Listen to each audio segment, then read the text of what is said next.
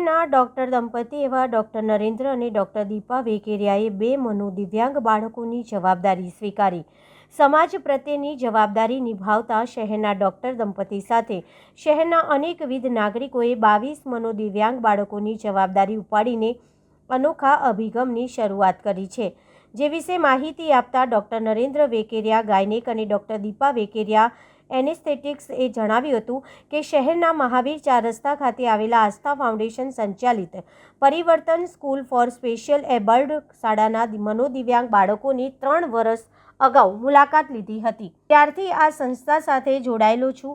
હાલમાં રેણુકાબેન પંચાલ અને ફાલ્ગુનીબેન રાઠવાના માર્ગદર્શનમાં ખાસ તાલીમ પ્રાપ્ત શિક્ષકોના નેજા હેઠળ છેલ્લા 15 વર્ષથી 6 થી 25 વર્ષના મનોદિવ્યાંગ બાળકોને વિવિધ પ્રવૃત્તિઓ કરાવવામાં આવે છે। થોડા સમય અગાઉ મને આ બાળકો માટે કંઈક કરવાનો વિચાર આવ્યો અને ત્યારે મેં નક્કી કર્યું કે 2 મનોદિવ્યાંગ બાળકોની લાઈફ ટાઈમની જવાબદારી ઉપાડી લઉં। મેં 2 બાળકોની જવાબદારી ઉપાડી અને ત્યારબાદ આ દૈવીય કાર્યમાં જોડાતા શહેરના અનેકવિધ લોકોએ પ્રથમ તબક્કે 22 બાળકોની જવાબદારી ઉપાડી છે। સમાજને ઉપયોગી થવાના આશ્રય સાથે અમે આ પગલું ભર્યું છે। હું લોકોને અનુરોધ કરીશ કે આ મનોદિવ્યાંગ બાળકો પૃથ્વી પરના સાક્ષાત દેવ છે અને તેઓની સેવા કરવાનો આપણને અવસર મળ્યો છે, તો તેને સહર્ષ સ્વીકારીએ। હું ડૉક્ટર નરેન્દ્ર વેકરિયા, ગાયનેકોલોજીસ્ટ, મારા ફેમિલી સાથે આજે આસ્થા ફાઉન્ડેશન દ્વારા પરિવર્તન સ્કૂલ, જે મનોદિવ્યાંગ બાળકો માટેની સ્કૂલ છે, સ્પેશિયલી એબલ છોકરાઓ માટેની સ્કૂલ, ત્યાં વિઝિટ માટે આવ્યા છીએ।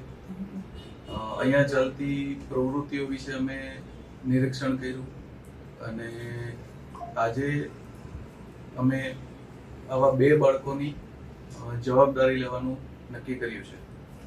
ખૂબ સરસ પ્રવૃત્તિ અહીંયા ચાલે છે, જેમાં બાળકોને આવવા જવાની વ્યવસ્થા, અહીંયા રમવાની અને એમની બેઝિક ભણવાની વ્યવસ્થા વિનામૂલ્યે કરી આપવામાં આવે છે અને સરસ રીતે સેફ એન્વાયરમેન્ટમાં એનું જતન કરવામાં આવે છે।